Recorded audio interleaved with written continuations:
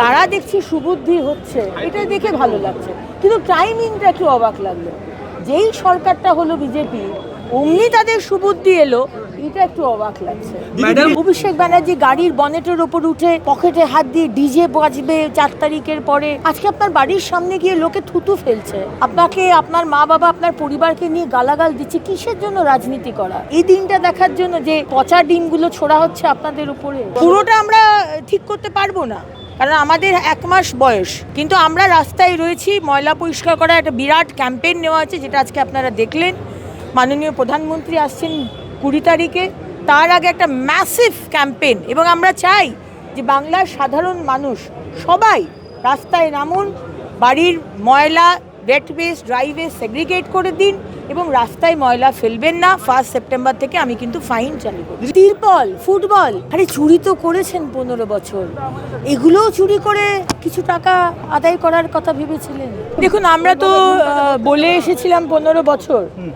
এখন আমরা দেখতে পাচ্ছি যে কাউন্সিলরের বাড়ি, ওয়ার্ড অফিস, আসানসোল কর্পোরেশনের স্টোর রুম, হাজার হাজার বুথ, অথচ সাফাই কর্মীরা হাওয়াই চপ্পল খালি পায়ে নালি পরিষ্কার করছে। অথচ হাজার হাজার বুথ, হাজার হাজার ঠেলা গাড়ি ময়লা পরিষ্কার করার, হাজার হাজার ডাস্টবিন যেগুলো মানুষের বাড়িতে দেওয়ার কথা ছিল সেগুলো রেখে দিয়েছে।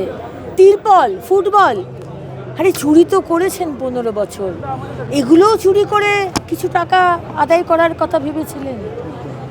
কোথায় গেল সম্মান? মানুষের সম্মানের কথা একবারও ভাবলেন না। কিসের জন্য রাজনীতি করা? অভিষেক ব্যানার্জি গাড়ির বনেটের ওপর উঠে পকেটে হাত দিয়ে ডিজে বাজবে 4 তারিখের পরে। আজকে আপনার বাড়ির সামনে গিয়ে লোকে থুতু ফেলছে, আপনাকে, আপনার মা বাবা, আপনার পরিবারকে নিয়ে গালাগাল দিচ্ছে। কিসের জন্য রাজনীতি করা? এই দিনটা দেখার জন্য যে পচা ডিমগুলো ছোড়া হচ্ছে আপনাদের উপরে।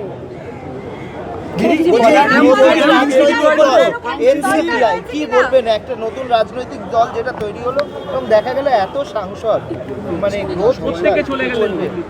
বলার কিছু নেই। কে টিএমসি ছাড়বে, টিএমসিতে থাকবে, এখানে আমাদের বিশেষ কিছু বলার নেই। টিএমসিকে বাংলার মানুষ প্রত্যাখ্যান করেছে, আর এইভাবে প্রত্যাখ্যান করেছে এত বিশাল ম্যান্ডেট দিয়ে।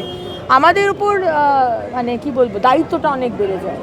সুতরাং যাদের কোনো এক্সিস্টেন্সই আর রইল না, তারা কোন দলে যাচ্ছে, কি করছে, কে কার সাথে মিটিং করছে, এগুলো করার সত্যি সময় নেই। না, আমি অন্তত শুনিনি। এবং একটা জিনিস খুব ভালো লাগলো যে এত বড় বড় বাঘিনী সব নেতা নেত্রী সব বিভিন্ন টুপি টাপা পরিয়েছিল অনেক কিছুর ওপরে, তারা দেখছি সুবুদ্ধি হচ্ছে, এটা দেখে ভালো লাগছে। কিন্তু টাইমিংটা একটু অবাক লাগলো। যেই সরকারটা হলো বিজেপি, অমনি তাদের সুবুদ্ধি এলো, এটা একটু অবাক লাগছে। প্রথম দেখলাম কর্পোরেশনের বিগত পৌর নিগম দপ্তর সরাসরি গ্রিন সিটি প্রকল্প যুক্ত ছিল এবং দেখা যাচ্ছে প্রায় 7 কোটি টাকার দুর্নীতি হয়েছে।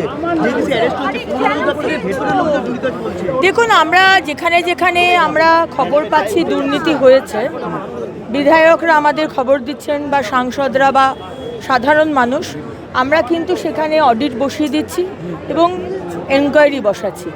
তাই আপনাদের মাধ্যমে বাংলার মানুষকে জানাতে চাই, আমাদের দপ্তরে আমরা একটি হেল্পলাইন নাম্বার শুরু করছি। সেখানে আমিও সপ্তাহে একদিন বসবো, কেএমসিতেও বসবো এবং হেল্পলাইন নাম্বার আমাদের দপ্তর থেকেও বসবো। সমস্ত বাংলার মানুষ যেন আমাদের দপ্তরে পৌঁছতে পারে তাদের সমস্যা, তাদের দুর্নীতির কথা। এবং আপনাদের যদি কোনো কমপ্লেন থাকে, ইললিগাল বিল্ডিং, জলাজমি বুঝিয়েছে, এই ধরনের টিএমসির বড় বড় নেতারা চুরি করেছে কোটি কোটি টাকার, আমাদের জানান। আমরা সেখানে কিন্তু এনকোয়ারি বসে শাস্তি দেওয়া। ম্যাডাম, জেলার একাধিক পৌরসভাতে দেখা যাচ্ছে যখন নতুন সরকার এলো, কাউন্সিলররা কোথাও গিয়ে ইচ্ছাকৃত হোক অনিচ্ছাকৃত হোক একটা অচলাবস্থা তৈরি করার চেষ্টা হচ্ছে। মানুষজন গিয়ে বলছেন পরিষদ দিচ্ছেন না, রাস্তায় ময়লা পড়ে থাকছে। এটা কোথাও কি মনে হয় কোথাও রাজনৈতিক চক্রান্তের ফসল, যে মানুষকে বুঝিয়ে দেওয়া নতুন সরকার কাজ করতে দেবো না, আমরা তাকে আমরা করছি? অবশ্যই, যে সরকার 15 বছর ধরে বিজেপির প্রতিনিধিদের, জনপ্রতিনিধিদের ডাকেনি, কোনো প্রশাসনিক বৈঠকে ডাকা হয়নি, কোনো উৎসবে আমন্ত্রণ জানানো হয়নি, তারা যে আমাদের সরকার আসার পর তারা কোঅপারেট করবে, এটা তো ভাবাই অন্যায়, কখনো ভাবাই উচিত নয়। আমরা ভাবছিও না। আমরা যাতে ফার্স্ট পজিশনে পড়ি আমাদের আধিকারিকরা যাতে ফলস পজিশনে পড়ে, আমরা যাতে অথই জলে পড়ে যাই। সামনে আর কদিন বাদে বর্ষাকাল, এমনি 15 বছর দেখেছেন তারা কি কাজ করেছে আর কীরকম জল জমেছে। আজকে যখন তারা নেই, আজকে কি অবস্থা হবে, আমরা কিন্তু কনফিডেন্ট, আমরা কিন্তু আগের থেকে অনেকটা কম জল যাতে জমে আমরা সেই চেষ্টা করব। পুরোটা আমরা ঠিক করতে পারবো না, কারণ আমাদের 1 মাস বয়স, কিন্তু আমরা রাস্তায় রয়েছি। ময়লা পরিষ্কার করা একটা বিরাট ক্যাম্পেইন নেওয়া আছে, যেটা আজকে আপনারা দেখলেন।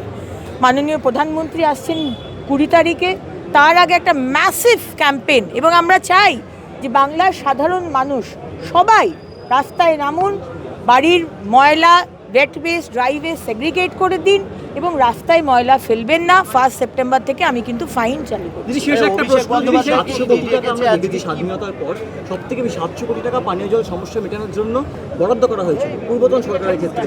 সেই বিষয়গুলো নিয়ে এখন আপনারা এটা কিন্তু ঠিক যেখানে যেখানে এই ধরনের টাকা দেওয়া হয়েছে, ছোট কন্ট্রাক্টর হোক বিরাট বড় কন্ট্রাক্টর হোক, সেখানে আমরা কমিটি বসিয়েছি এবং আমরা দায়িত্ব দিচ্ছি। 1জন 2জনকে, যদি ছোট কন্ট্রাক্টর হয় কাজটা গিয়ে নিজে দেখবে, নিয়ে সই করবে, তার দায়িত্ব থাকবে যে সে কাজটা বলেছে ঠিক আছে, তবেই আমি পেমেন্ট ছাড়বো। কাজ যদি আপনি সই না করেন তাহলে পেমেন্ট পাবেন না, কিন্তু হ্যাঁ কাজ যদি ঠিক হয় তাহলে পেমেন্ট কিন্তু আটকাবে না, সেটাও আমি বলতে চাই।